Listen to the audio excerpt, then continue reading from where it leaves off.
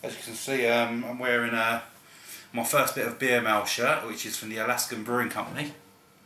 I've just recently got this in the post. The postman's just delivered it. It's from a good friend of mine, Eric, who lives in Alaska. Known the guy for quite a few years now. We used to chat on the metal forums on the internet, on MySpace actually, and I just got to know the guy. He's very, very passionate about his culture. He's a member of the Haida. Is it Haida or Haida? You'll have to tell me about that, but I'm assuming it's Haida, the Haida Indian tribe from Alaska. Really interesting history. I love reading up on it. He's done me some artwork in the past as well. He's just a really creative guy. I'll find a link to one of his, because he does a lot of carving and stuff like that, and I'll stick a link to his page on my descriptions. Anyway, he sent me the shirt, which I'm really, really happy with because it's my very first bit of beerware. Here's the logo on the back. I don't know if you can see that. Lovely.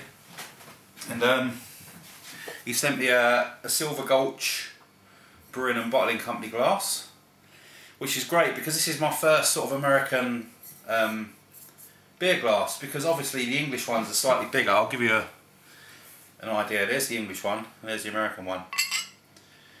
And every time, I mean, I've watched the American reviews, and I'll see them pouring into one of their pint glasses, and I think, they must be getting more beer than us. But it isn't, it's just obviously because they're slightly smaller. So this is great, this is my very first one I've ever had. But this is what really, really excited me about his parcel. I recently sent him a BB Barfly with one of his artwork designs on it. And he sent me one that he's created himself. And it's bloody amazing. It's all hand carved in the Haida design as well. I don't know if this video is going to do it any justice, but look at that. That is bloody excellent. I'm well happy with that. Eric, cheers mate. This is brilliant. It's even got my initials on there. I'm so happy with that. I don't even care if it can't open bottles of beer. That is just amazing. But anyway, I'm going to give it a go with a beer review. So Eric, this one's for you mate. It's going to be from the Hardknott Brewery, and it's their Red IPA. Lovely, lovely stuff. I've only had one beer from the Hardknott Brewery. I believe it was their Dark Energy, which is a stout, which was really nice. I do like their designs. They're very sort of funky and futuristic. So let's give you some info on this. Okay. It says, this beer is the flagship of the Hardknott range and is designed to shock the stuffy pub draft beer drinker. You may find it a challenge, but life is full of challenges. Dave is so impressed with this beer, he doesn't want to sell it. We hope you like it as much as we do. Comes in at 6.5%, and it says, an oxymoronic IPA, ruby red and as hoppy as a bucket full of frogs. Hand bottled and naturally conditioned with live yeast. This IPA is not particularly pale. In fact, it is a deep ruby red, based on a modern American style beer from Oregon, using Cascade and Centennial hops in appropriate proportions for bittering, aroma and dry hopping balance with a strong crystal malt backbone. Really looking forward to this one. I've seen Simon from the Real Ale Guide review it. Pretty cold, had it in the fridge a couple of hours. I do like my IPAs really, really cold, but because this is a red IPA, I'm assuming it's going to have a bit more of that sort of maltiness. Right, Eric, I'm going to be trying your bottle opener for the first time. Let's see how it goes. Good stuff. Nice red cap. And let's get it in the Alaskan glass. Okay.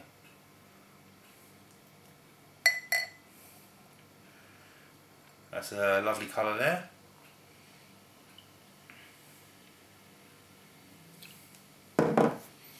Pretty slow pour, but still gave me quite a bit of a head. As you can see, it's a very nice off-white tanned head. Almost looks like an English IPA in the glass. Nice sort of ruby colour. Plenty of carbonation. Quite musty. I'll see if I can get a nose through that head now. Wow, big grapefruits. Nice sort of juicy, salty sort of grapefruit smells.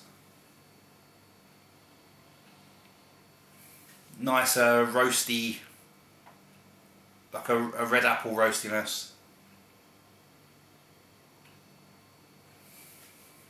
Getting a little bit of tartness as well. Maybe like a red berry or like a red currant or something like that. The grapefruits aren't powerful, but they're quite prominent. But you're getting a lot of the flavours of a red ale as well, like the red currants, raspberries, that sort of nice sort of tart red fruit flavour. I'm sort of wishing I had it a little bit colder, but it seems pretty cold. Anyway, cheers, Eric. Thank you very much. Gorgeous stuff. I love that glass. That is brilliant. I've got to tell you, it says Fairbanks, where the people are unusual and the beer is unusually good. Cheers.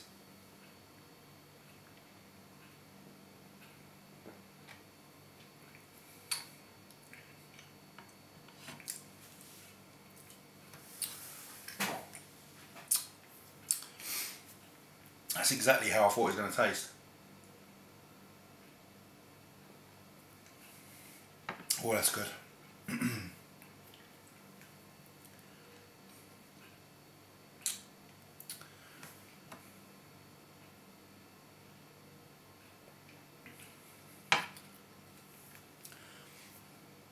Right, the initial taste you're getting is quite bitter. Take these bloody things off.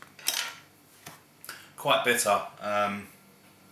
Not like a massive bitter bomb, but you know, the predominant flavour is bitter. You're getting a nice sort of dry grapefruit coming through, followed by this sort of backbone of malt and, you know, your sort of atypical red ale flavours. And it's going really well with the bitterness. Really nice. It's almost like counterbalancing it, you know, sort of keeping it from getting too over the top. Really smooth. Carbonation's sort of mid-level.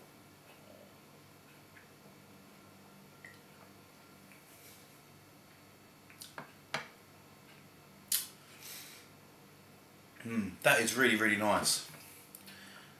Let's get a bit more in there.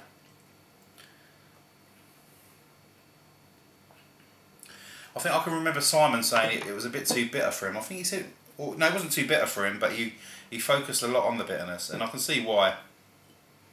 The aftertaste is really long. It doesn't sort of get any bigger or smaller. It tends to stay at a certain level. Excuse me. So you're getting a nice sort of bitter aftertaste. You're getting a bit of bubblegum in the aftertaste as well. But the fruits tend to stay at the beginning. They're very brief.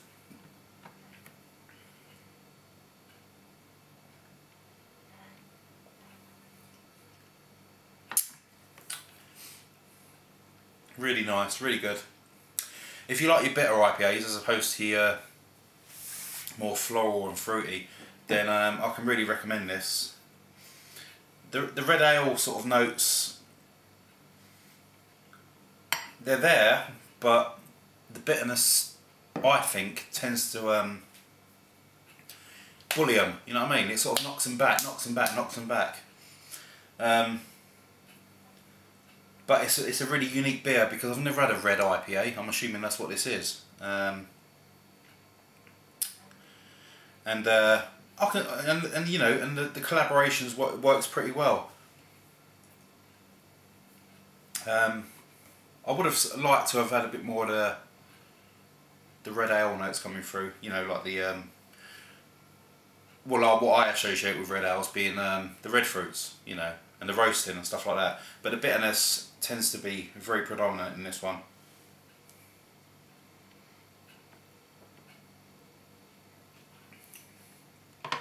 But it's a glorious pint. Really nice. I love my bitter hops anyway.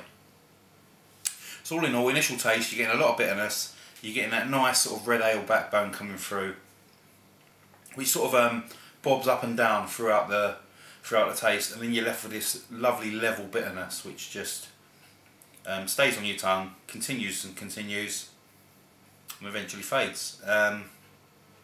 Really, really good.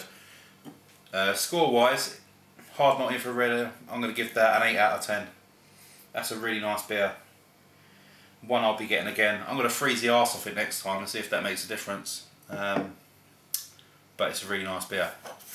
Not as good as that bottle opener, but a really nice beer.